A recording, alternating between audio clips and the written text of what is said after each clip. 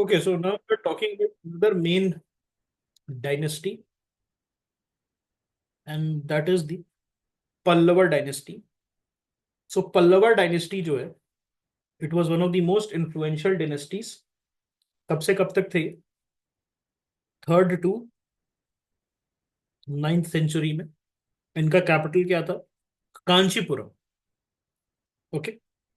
And they had initially, इनके बारे में हमें पता नहीं है. इनिशियली कुछ लोग कहते हैं कि सतवाहना से कनेक्टेड है, while others they say that they are from the local Tamil region. Earliest reference हमें थर्ड सेंचुरी में मिलता है, but they gained prominence only by six century. बीच में क्या था? What they were waiting for between this period, third to six century में they existed as a minor rulers. Kalabhras. Okay, तो इस चीज को आप ध्यान रखिएगा. ठीक है, they existed as a Kalabhras. Okay. So early Pallavas, they might have served as feudatories under larger dynasties. By 4th or 5th century, Pallava authority started to increase. अगर आप इनका देखिएगा तो northern Tamil Nadu and some parts of Karnataka में ये आपको मिलेंगे. And this is the extent of the Pallava empire. एंड द heartland across northern Tamil Nadu and southern Andhra Pradesh, particularly the Palar, Pennar and the Kaveri rivers. कौन कौन से रिवर्स हैं? Palar, Pennar and the Kaveri reverse जो है, वहां पर हमें ये देखने को मिलते हैं इनका एरिया, टेरिटरी. इसमें से इंपॉर्टेंट किंग्स कौन है? Mahendra Varman the first, 600 to 630 century. Okay, alright. So it is often considered the first monumental Pallava monarch. This Mahendra Varman is very important. It actually came in 2024 mains. GS1 paper में question आया था. 10 marker था. Okay, that was a 10 marker. For the Cholas it was a 15 marker. 15 marks का चोला पूछा था और पल्लवास पूछा था. They had asked a 10 marker for Pallavas. Okay. So Mahendra Varman, he patronized rock cut architecture and introduced cave temples, okay, dedicated to Shiv. And he engaged in conflicts with the Western Chalukyas under Pulakesin the second. तो इसका मतलब क्या है?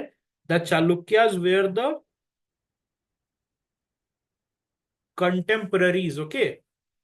Then came Narsimha Varman the first. He was also known as Mamla, and he founded the city of Mahabalipuram और मामलापुरम. और यहां पर जो है ही commissioned the famous rock cut rathas और the 5 रथास.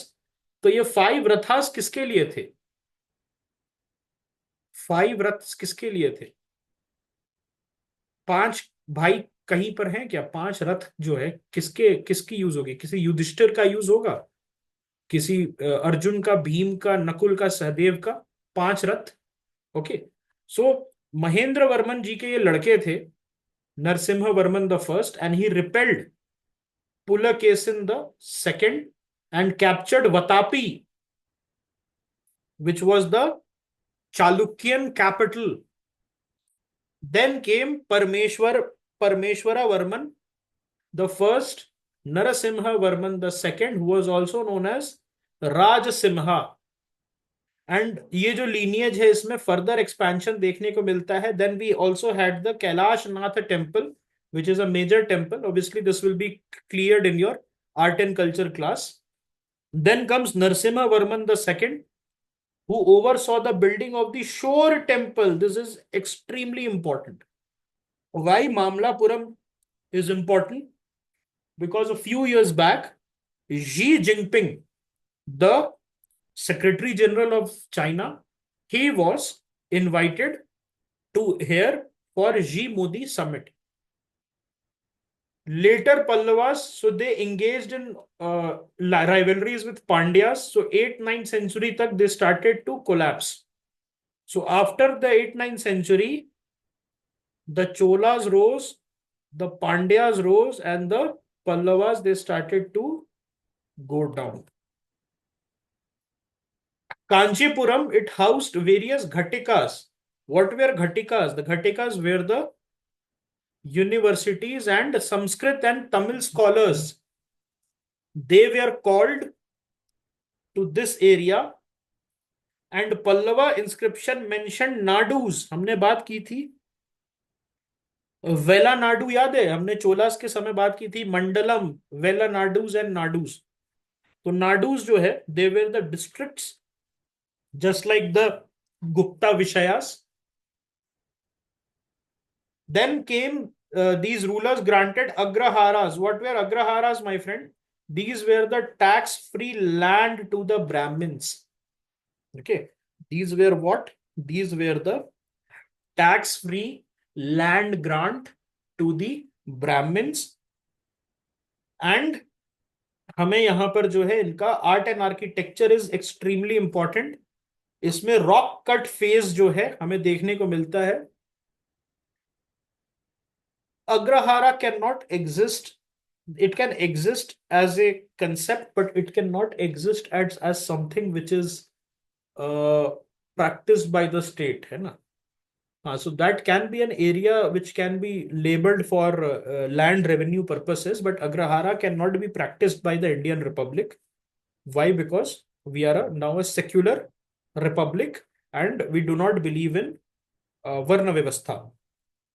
So rock cut phase जो है महेंद्र वर्मन के समय था। एंड यहां पर जो है early sites such as Mandagapattu, Mahendravadi, Tiruchirappalli region जो है वहां पर तमिल केव आर्किटेक्चर हमें पता चलता है। So this can be a question, cave architecture.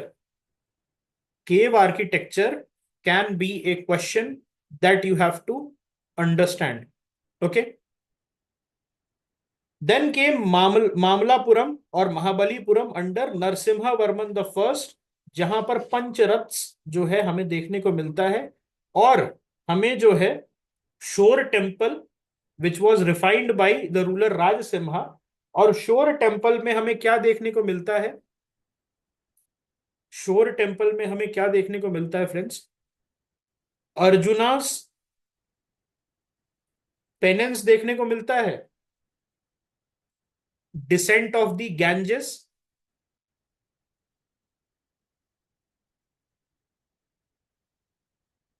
तो this is important, this will be covered obviously in the art and culture class, वो इंपॉर्टेंट हो जाता है। And Kailashnath temple in Kanchipuram, तो वहां पर you had the richly carved vimanas. And vimanas के बारे में, गोपुरम्स के बारे में हमने पढ़ा था, विमानास याद है हमने पढ़ा था during the Chola architecture. Then figures of Soma Skanda, which is Shiva Parvati with Skanda, became a hallmark of the Pallava shrine. So this can also be written. Exquisite reliefs like the descent of the Ganges or Arjuna's penance at Mamlapuram depict the epic narratives. तो किसका है? It talks about Mahabharat. So Mahabharat जो है, it was very much famous epic down south. The Pallava court attracted Sanskrit and Tamil scholars, and Kanchipuram's Ghatikas were what? Universities. It functions as an advanced seat of Brahmanical learnings, and it is linked to luminaries like Dandin. और Dandin जो है, he was a Sanskrit writer. Okay. So Tamil को भी इन्होंने, पल्लवाज ने grants दिए, और किसको ग्रांट्स दिए? संस्कृत को। सो कब से कब तक थे दोस्त ये? 3rd to 9th century AD, 7th to 9th century AD में they were getting powerful. Yes, Dandin wrote Dasha Kumara Charita. Okay.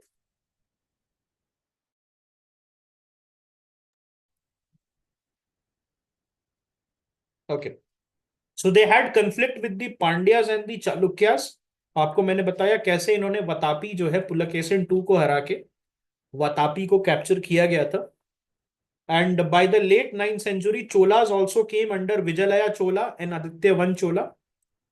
and they expanded into Tondai Mandalam, which eclipsed Pallava authority, and Pallava rule जो है by the 9th century it collapsed. Okay, all right. Mamlapuram is mentioned in the UNESCO. Okay, okay, एक minute. UNESCO world heritage site से मामलापुरम जो है, it is mentioned, and they patronize Shaivism and Vaishnavism. ठीक है. So this is the key takeaway. Yes, you can ask. हाँ. Now, okay, what do you want to ask? Its intro isn't clear. जो कालाभ्रास से link. अच्छा, यहाँ पर आप देखिए, मैं आपको फिर से बताता हूँ. यहाँ 3rd century AD में संगम एज एंड हुआ था. इतना याद आया आपको? Just be with me, yes और नो. 3rd century AD में, yes. And then 9th century में हमने बात की कि चोलास का राइज हुआ था, and the Kalabhras they were there till the 6th and the 7th century. यहां तक मैंने बोला. ठीक है. अब मैं आपको क्या बोल रहा हूं कि 3rd century से आपके पल्लवास है. यहीं पे कंफ्यूजन है ना कि यार आप पहले तो मैं बोल रहा हूं 3rd century में कालाभ्रास आए, अब मैं ये भी बोल रहा हूं कि 3rd century में पल्लवास आए, है ना. So confusion should not be there. What I say is that कि between 3rd and 6th century when the Kalabhras were dominant, the Pallavas were a small dynasty. They controlled only a few kilometers of area or a few square kilometers of area. But after the Kalabhras started to collapse, the peak of the Pallavas was reached between 7th and 9th century. और इस समय में आपके Pandyas were minor dynasty, छोटे dynasty थे, और major dynasty were the Pallavas. तो यहां पर हमें क्या पता चलता है, एक बार फिर से देखिए. When the Sangama age and at 3rd century AD, and between 6th AD there were the Kalabhras.